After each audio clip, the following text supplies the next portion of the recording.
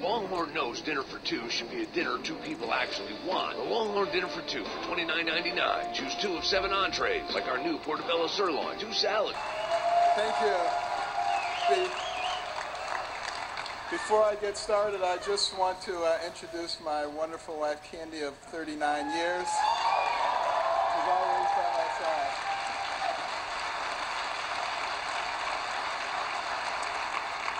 Well, thank you for that very warm welcome. And I just have a lot to say, so I'm going to go pretty quickly here. You know, America is a land of dreams, and it has fulfilled dreams of so many people from so many places. As a child, you know, I had a dream of becoming a physician. I loved anything that had to do with medicine. Dr. Kildare, Dr. Casey, anything. You know, I even liked going to the doctor's office, so it tells you I was pretty weird. But what an incredible career it provided for me. If somebody had sat me in front of a keyboard and said, I want you to type out the career you want to have, I could not have come up with a better scenario, because we live in a land of opportunity, because I had a mother who was no excuses, and because I believed in God. And those are really incredible things. And I thought last year when I retired that I was going to learn to play the organ and learn some new languages and play golf. Well, I think the good Lord had a different plan. And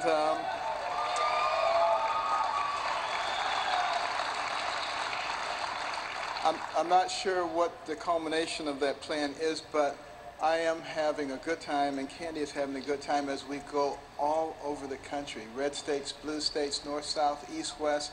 Enormous, enthusiastic crowds coming out, and it's like they're saying, you mean there's somebody else with common sense? I'm not the only one? You know?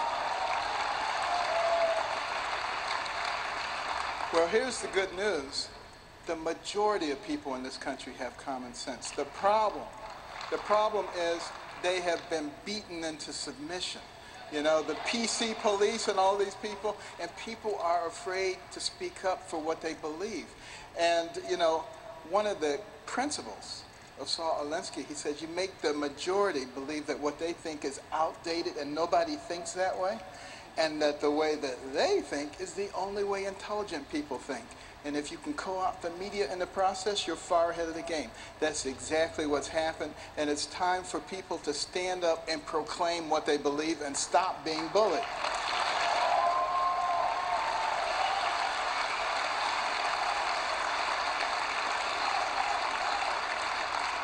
You know, one of the most wonderful things, you know, people say, don't you miss medicine? Well, I miss what medicine used to be. I don't miss what it has become, but I do miss the patients. But the good thing is, I've operated on so many thousands of patients, there's virtually nowhere that I go that I don't get to see some of them. So it is actually a wonderful thing to be able to get involved in people's lives. The most important thing they have is their health care. And that is the reason that we need to fight to make sure that that stays in their hands and not in the hands of the government.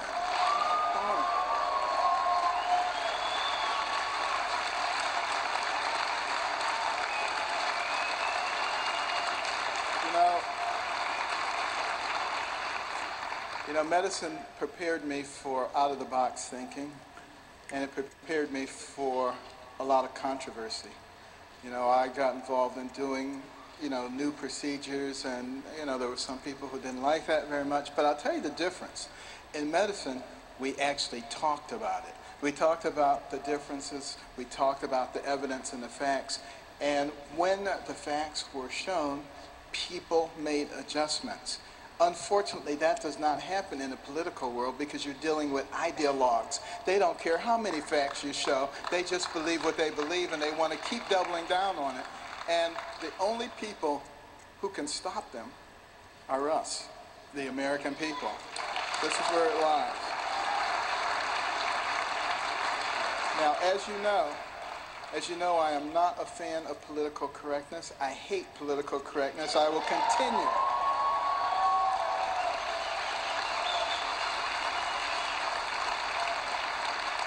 I will continue to defy the PC police who have tried in many cases to shut me up.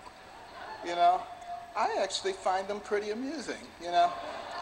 I mean, I still believe that marriage is between a man and a woman. And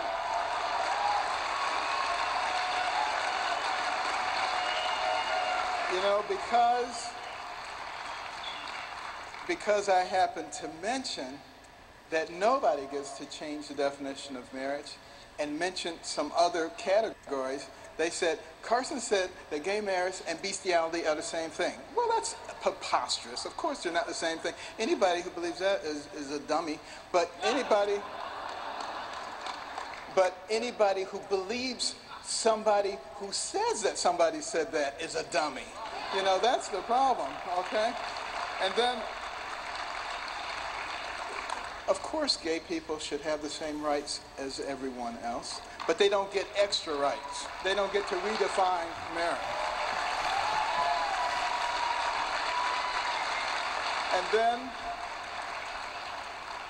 And then I said that Obamacare was the worst thing since slavery.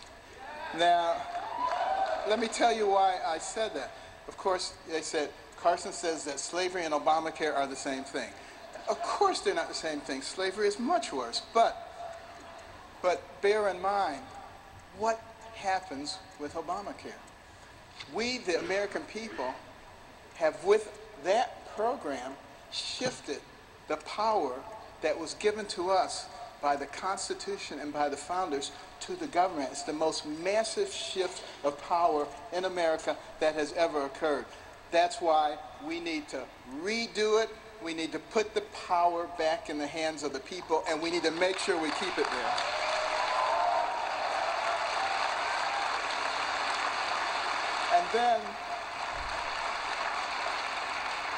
And then recently, I said that in Nazi Germany, people did not believe in what Hitler was doing. Most of them didn't. But did they speak up? Did they say anything? Absolutely not. And look at the atrocities that occurred. And of course, the left says, Carson says that progressives are Nazis and that they're changing America into Nazi Germany. Well, of course that's not the case, but that's what they do. They repeat these lies over and over again because they cannot argue the actual facts. They don't want to talk about the real issue.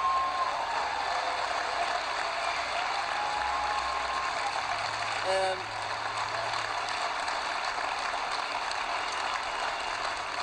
it's important for the American people to understand the tactics of these people who simply sit around and try to demonize people. It comes straight out of the book, Rules for Radicals, by Saul Alinsky. He says, never have a conversation with your adversary because that will humanize them and your job is to demonize them. That's why you see that all over. Intelligent people will understand that because, you know, I find that, you know, there are so many people who get intimidated so easily. Stop being intimidated. You know, I look at somebody like Dr. Melanie Cooper, who is having a banquet a week from tonight in Atlanta, New Community Horizons, Victory Over Diabetes. She's a wonderful woman who is concerned for the welfare and the health in that community. And there are some organizations there that are telling people to boycott her, not to support her. Why? Because I'm coming to be the speaker. And they say we don't want him spewing his poison, particularly to the young people. Well, I wonder what poison that would be. Would that be the poison of self-reliance and self-respect that people should have?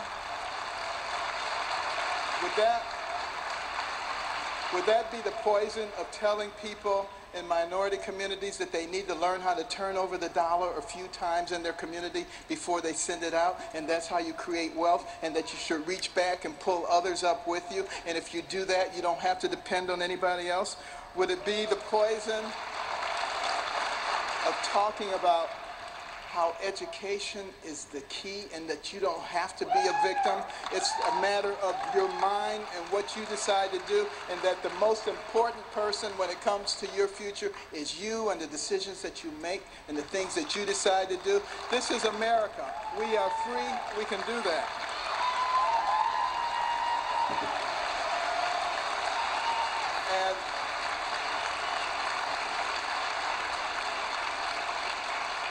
And most importantly, would it be the poison of putting what God says in front of what any man says?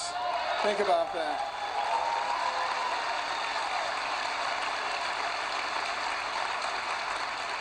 You know, we have the debut of a new black conservative magazine called Currency. It will be starting this Monday. You can get it. It's an electronic magazine through the Washington Times. But you're going to see a different point of view. And it's not going to be about being victims. It's going to be about how we use our collective intellect and our resources to move up. And that's what all of us as conservatives should be emphasizing. Not like some other people, how to keep people down and to keep a voting block. We want everybody to move up. And I'm going to go there. Let me tell you, I don't believe in political correctness. I'm going to go there to the 47%. Because, you know, I used to belong to the 47%. I belonged to the 5%. I belonged to the 1%, but made the way up there. And I know that there are a lot of people in that 47% who are decent, hard-working Americans who want to realize the American dream. And we're here to make sure that they do it. We're going to bring them up.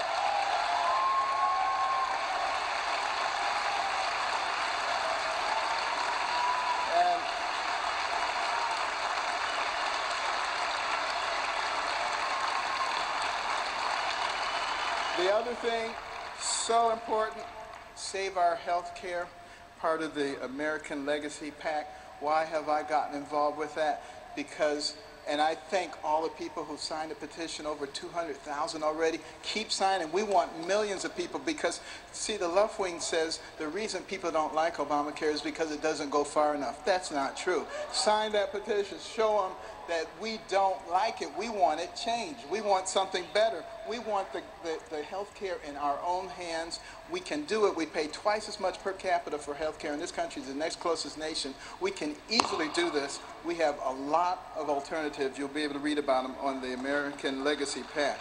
And then the other thing, I can't go without saying, $17.5 trillion national debt.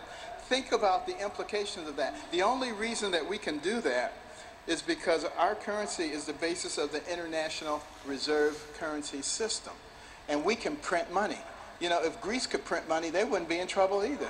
You know, in the 5th century BC, they could, you know, it was the drachma, and they did. They were the currency, but that was a long time ago, and they've been pretty irresponsible. We're being just as irresponsible, quite frankly.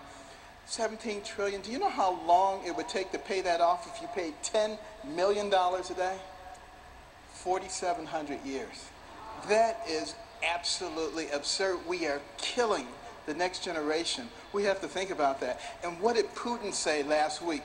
He said, we, Russia, if you put sanctions on us, we may just decide that the American dollar will no longer be the reserve currency that we use. Now, quite frankly, that's not going to hurt us very much with just Russia. It probably hurt them more than it would hurt us. But what if they get other people to do that? China has voiced some concerns. The UN committee in 2010 voiced some concerns. It's because we are irresponsible. And the only way we get out of that, quite frankly, is we have to know who our representatives are. And the ones who are voting to keep raising that debt ceiling, get them out of office and replace with somebody else.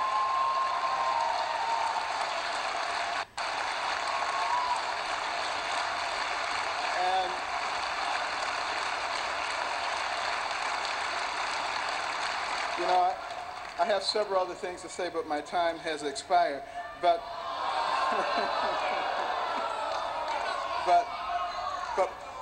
one of the things that is so important for conservatives, the ship is about to sail off of Niagara Falls, and we're all going to be killed. And we got a bunch of people looking over the side of the ship, and they're saying, but there's barnacles on the side. We got to get the barnacles off. Forget about the barnacles. We got to get the ship turned around first. And you know, when we get through with the primary season, if your person hasn't won, and you can call them whatever you want to call them, you can call them a rhino, you can call them a teabagger, you call them whatever you want. Vote for them, okay? We need those people, okay? We need them.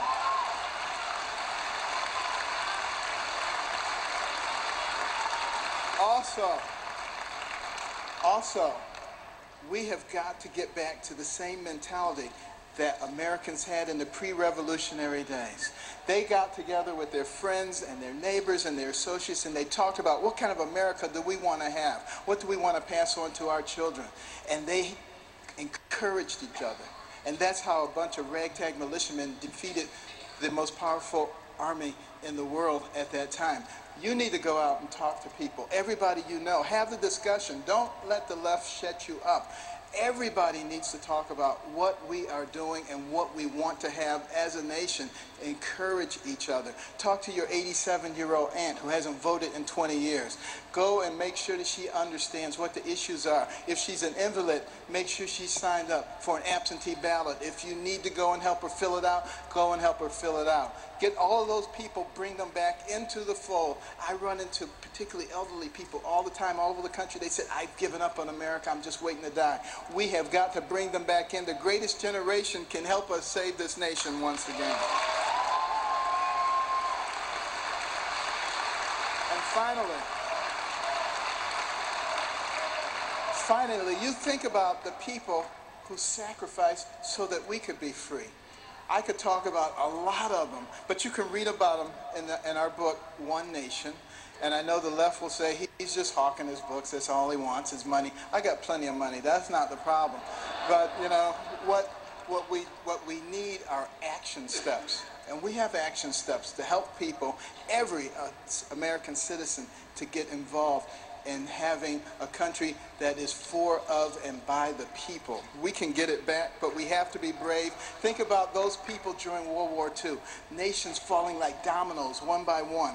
The whole world about to come under tyranny, except for one thing. This nation, the United States of America, that sent young men from the cities and suburbs to the country to fight a war on two fronts of the world.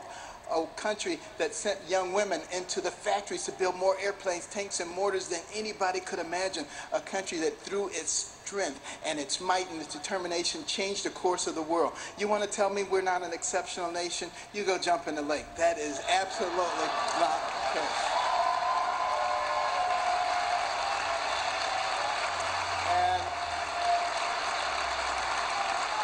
And it's not. Why were they willing to fight? Why on D-Day did those guys storm the shores of Normandy, being mowed down by machine gun fire, hundreds, thousands, stepping over their comrades, overwhelming the Axis powers? They did it because they wanted you to have a land that was free. They didn't do it so that you could have a land where our leaders pick and choose the laws that they want to enforce. They didn't do it where we could have a land where we pick winners and losers. They did it so that we could have a nation where there was freedom and justice for all. And the next time you sing the national anthem and you get to the end of that first stanza and it says, the land of the free and the home of the brave, don't just let those words roll off your tongue. We must remember that we cannot be free if we are not brave. Thank you, and God bless.